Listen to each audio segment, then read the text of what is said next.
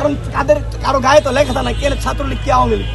এখন ঘটনা হলো এরা এখানে আইসা একটা দুর্ঘটনা ঘটাবে, দেখবেন একটা বম মারে যাবে গা, নাহলে একটা ককটেল ফুটাবে, এখানে পুলিশ বাহিরা আছে, আমরা আছি, আমাদেরকে আহত করে ভয় দেখাবে। কাজেই আমরা জুলাই গণ অভ্যুত্থানের সৈনিক যারা বেঁচে আছি তারা বেঁচে থাকতে এই ধরনের এই নিষিদ্ধ লীগদেরকে জায়গা দেওয়া হবে না। জিএফ থেকে আমাদের বেশ কিছু সদস্য দাঁড়িয়ে আছি এবং আরো কয়েকজন বিপ্লবী ভাইরা এখানে আছে। তো এই রিক্সা চালকটা অনেকক্ষণ যাবত আমার ভিডিও করতেছিল, হ্যাঁ ভিডিও নিচ্ছিল, একই সাথে সে ভিডিও করে আর ভিডিওটা যখন সেন্ড করা হয় না ফোনে, তো সেন্ড করতেছিল, এটা আমার কাছে মনে হচ্ছিল। এবং আমরা খেয়াল করি এই নিষিদ্ধ আওয়ামী লীগের যে পেতাত্তা গুলো আছে এরা তো গ্রামে থাকতে পারে না, এরা ঢাকা শহরে এসে কেউ রিক্সা চালায় কেউ সিএনজি চালায়, কিন্তু বেসিক্যালি ওরা হলো আওয়ামী লীগ, বাড়িতে থাকতে পারে না। তো এর ঘটনা যেটা হয়েছে এমনিতে তো আমাকে দেখেন সামাজিক যোগাযোগ মাধ্যমে মাইরে ফেলবে, কয়েকদিন আগে আমার উপরে হামলা হয়েছে অতিরিক্ত ভাবে।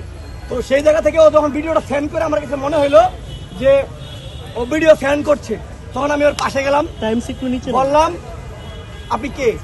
বললাম রিক্সা এনে কি করতে আসছেন? বললাম দেখতে আসছি। বললাম তাহলে দেখবেন ভালো কথা, সবাই দেখতে পারে, আমিও দেখতে পারি, আমার যেমন অধিকার আপনাদের অধিকার, কিন্তু আপনাকে আমার চেনা চেনা লাগছে। তো পরে তার ফোনটা নিয়ে দিয়ে সে 5 আগস্ট লিখা যুব লীগের কর্মী হিসেবে তার নাম পোস্ট দেওয়া, কি দেওয়া তার আইডি থেকে।